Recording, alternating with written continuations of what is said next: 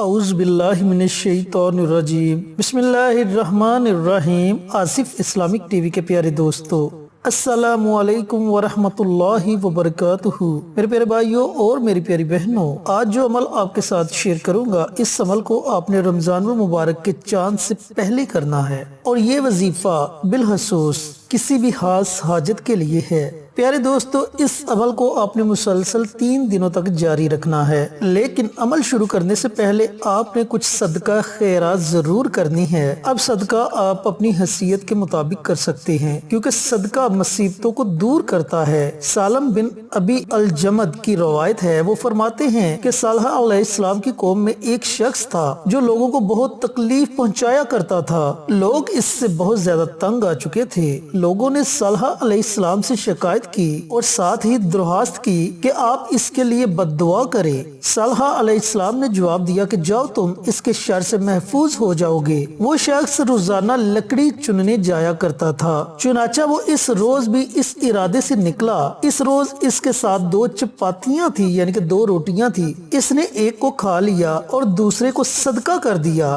پھر وہ جنگل کی طرف نکل گیا اور شام کو لکڑیاں چن کر گھر واپس آ گیا۔ اسے کچھ بھی نہیں ہوا تھا۔ لوگ صالح علیہ السلام کی خدمت میں دوبارہ حاضر ہوئے اور عرض کیا کہ اے اللہ کے رسول، وہ تو لکڑیاں چن کر صحیح سلامت گھر واپس آ گیا ہے، اسے کچھ بھی نہیں ہوا۔ صالح علیہ السلام نے جب یہ واقعہ سنا تو انہیں بہت تعجب ہوا۔ انہوں نے اس شخص کو بلوایا اور اس سے دریافت کیا کہ تم نے آج کون سا عمل کیا ہے؟ اس نے بتایا کہ میں آج لکڑیاں چننے نکلا تھا اور میرے پاس 2 روٹیاں تھی۔ میں نے ایک کو صدقہ کر دیا اور دوسری کو کھا لیا تھا۔ پھر صالح علیہ السلام نے فرمایا کہ وہ جو لکڑیوں کا گٹھا لے کر آئے ہو وہ میرے پاس لے کر آؤ اور اس گٹھرے کو کھولو۔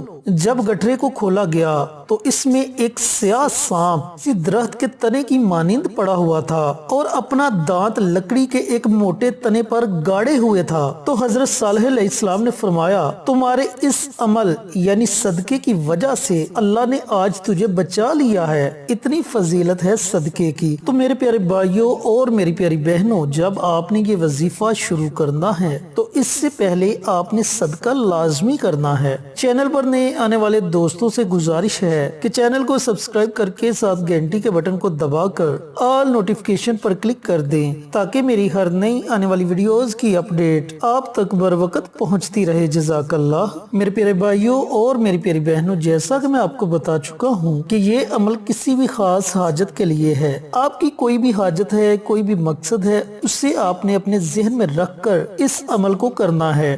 اب یہ عمل آپ نماز فجر سے پہلے بھی کر سکتے ہیں، نماز ظہر کے بعد بھی کر سکتے ہیں، نماز مغرب کے بعد کر سکتے ہیں اور نماز عشاء کے بعد کر سکتے ہیں۔ یہ 4 اوقات ہیں جن اوقات میں آپ یہ وظیفہ، یہ عمل کر سکتے ہیں۔ تو میرے پیارے بھائیوں اور میری پیاری بہنوں، آپ نے سب سے پہلے 2 رکعت نماز صلاۃ التوبہ کے ادا کرنے ہیں، کیونکہ پہلے آپ اللہ رب العزت سے توبہ کریں گے تو اللہ تعالیٰ آپ کی دعا کو سنے گا، آپ کی پریشانیوں کو ختم کرے گا۔ تو میرے دوستوں اور میری بہنوں، آپ نے سب سے پہلی رکعت میں سورۃ فاتحہ کے بعد آپ کوئی بھی چھوٹی سی سورہ مبارکہ پڑھ سکتے ہیں۔ اسی طریقے سے آپ دوسری رکعت میں بھی سورۃ فاتحہ کے بعد کوئی بھی چھوٹی سی سورہ مبارکہ پڑھ سکتے ہیں۔ پھر سلام پھیرنے کے بعد اسی جگہ آپ نے بیٹھے رہنا ہے اور استغفار کی دعا پڑھنی ہے۔ پیارے دوستو، استغفار کے بارے میں اللہ رب العزت ارشاد فرماتے ہیں، اپنے مہربان اللہ سے گناہوں کی معافی مانگو، بے شک وہ معاف کرنے والا ہے،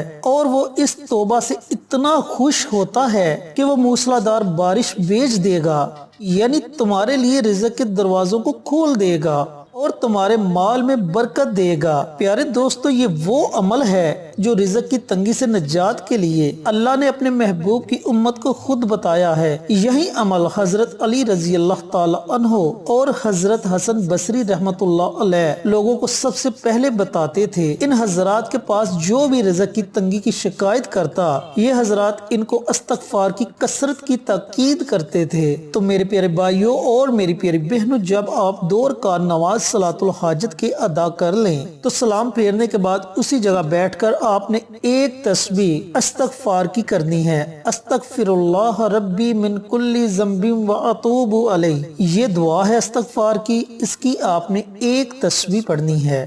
اور اس کے اول اور آخر آپ نے ایک ایک مرتبہ درود ابراہیمی لازمی پڑھنا ہے۔ جب آپ اتنا عمل مکمل کر لیں تو آپ نے پھر 2 رکعت نماز صلاۃ الحاجت کے پڑھنے ہیں۔ پہلے جو 2 رکعت نماز نفل آپ نے پڑھنے تھے وہ صلاۃ التوبہ کے تھے، اور اب جو 2 رکعت نماز نفل آپ نے پڑھنے ہیں وہ صلاۃ الحاجت کے ہوں گے، اور یہ نوافل بھی آپ نے اسی طریقے سے پڑھنے ہیں۔ پہلی رکعت میں سورۃ فاتحہ کے بعد آپ نے کوئی بھی چھوٹی سی سورہ مبارکہ پڑھنی ہے۔ دوسری رکعت میں بھی سورۃ فاتحہ کے بعد آپ نے کوئی بھی چھوٹی سی سورہ مبارکہ پڑھنی ہے۔ پھر سلام پھیرنے کے بعد آپ نے اسی جگہ بیٹھے رہنا ہے۔ اللہ پر توکل رکھ کر اپنے مقصد کے لیے یہ عمل کرنا ہے جو میں آپ کو بتانے لگا ہوں۔ پیارے دوستو، حضور پاک صلی اللہ علیہ وآلہ وسلم کا ارشاد گرامی ہے، اگر تم اللہ تعالیٰ پر توکل کرو جیسا کہ توکل کرنے کا حق ہے تو وہ تمہیں اس طرح روزی دے گا جیسے پرندوں کو دیتا ہے کہ وہ صبح خالی پیٹ ہوتے ہیں اور شام کو پیٹ بھر کر گھر واپس جاتے ہیں۔ ہر مقصد میں کامیابی کے لیے تدبیر کرنا ضروری ہے۔ تدبیر کے بغیر کوئی شخص بھی مقصد تک پہنچنے میں کامیاب نہیں ہو سکتا۔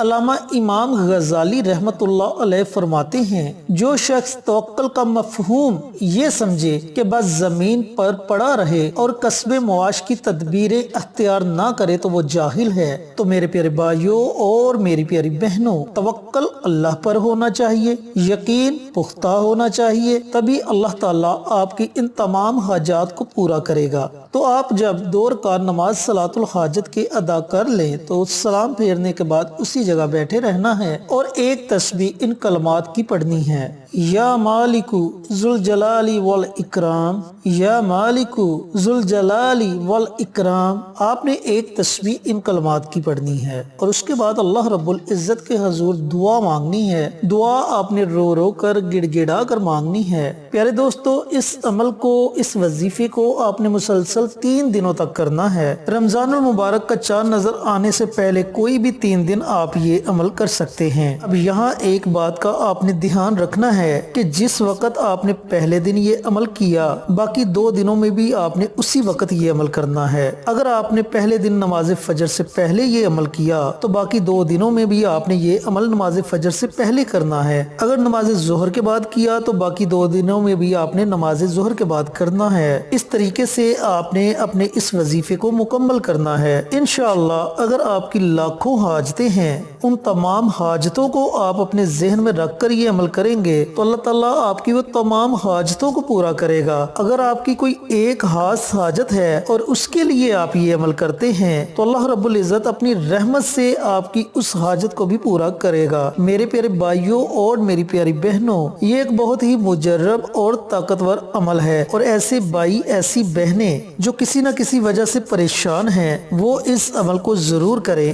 انشاءاللہ آپ کو ضرور فائدہ ہوگا۔ اللہ تعالیٰ سے دعا گو ہوں کہ اللہ پاک ان لوگوں کے لیے اس عمل کو آسان بنا دے جن کی کوئی بہت بڑی حاجت ہے جو پوری نہیں ہو رہی، اور صدقہ جاریہ سمجھ کر دوسروں کے ساتھ شیئر کرنے کی توفیق عطا فرمائے، آمین۔ انشاءاللہ پھر کسی نئی ویڈیو کے ساتھ اچھے وظائف کے ساتھ آپ کی خدمت میں حاضر ہوں گے۔ تب تک کے لیے اجازت دیں۔ السلام علیکم ورحمۃ اللہ وبرکاتہ۔